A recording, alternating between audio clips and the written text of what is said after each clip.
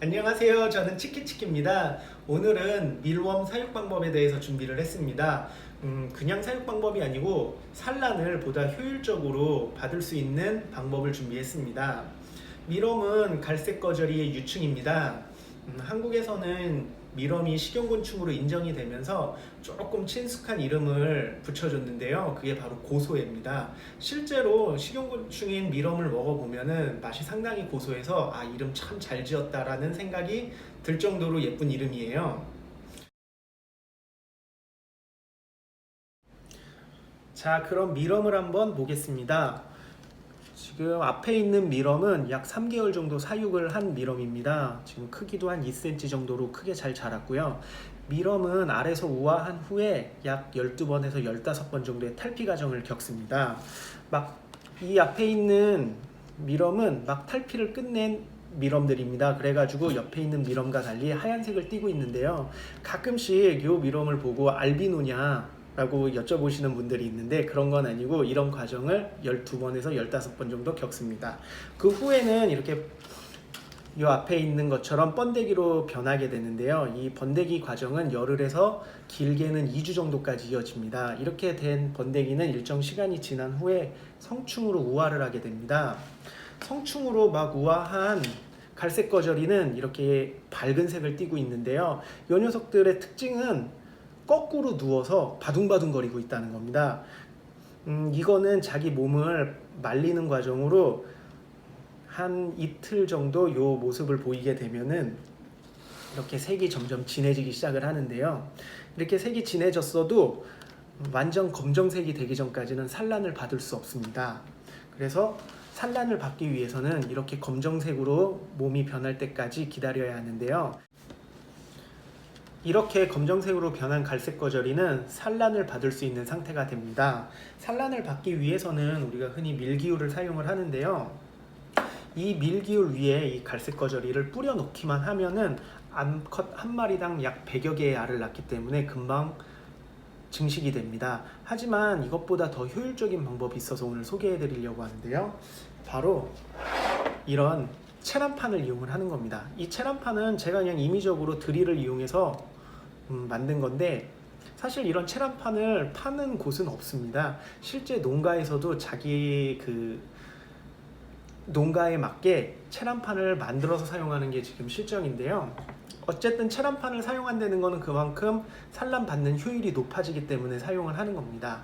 이 체란판은 사용 방법이 굉장히 간단합니다. 바로 이렇게 준비된 밀기울 위에 살포시 얹어주기만 하면은 끝납니다. 그리고 이 성충이 된 갈색 거저리들을 이 체란판 안쪽에 뿌려주기만 하면 되는데요. 갈색 거저리는 엉덩이를 동그란 구멍에 박고 알을 낳는 습성이 있습니다. 그런 습성을 이용을 한 거고, 그리고 또 갈색 거저리 성충이 유충을 잡아먹는 경우를 방지할 수 있기 때문에 산란율이 높아집니다. 이렇게 준비가 되면은 이 주변을 가능하면 이 밀기울을 이용해 가지고 채워주는 것이 좋습니다. 한번 해볼까요?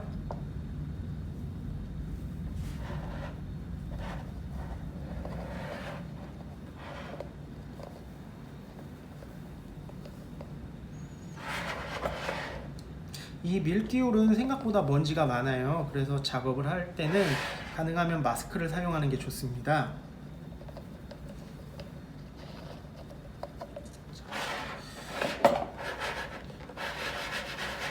자, 이렇게 주변에 밀기울을 채워주는 것은 이 체란판이 움직이는 것을 방지하기 위한 것이고요.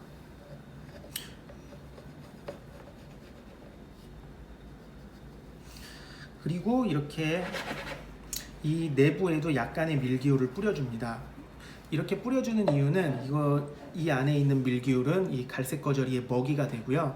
산란을 받는 동안은 이렇게 밀기울만 주는 게 아니고 수분이 많은 무나 오이 같은 채소를 공급해 주는 게 산란에 훨씬 도움이 됩니다.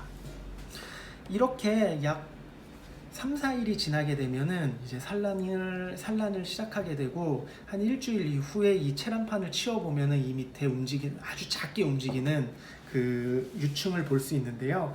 이런 식으로 관리를 하게 되면은 집에서도 쉽게 갈색 거절이 유충, 즉 미럼을 사육할 수 있습니다. 오늘 소개한 갈색 거절이 사육 방법은 실제 농가에서 사육하는 방법을 축소했다고 생각하시면 됩니다. 그럼 농가들은 과연 어떤 도구를 사용하는지 한번 소개를 해드릴게요. 자,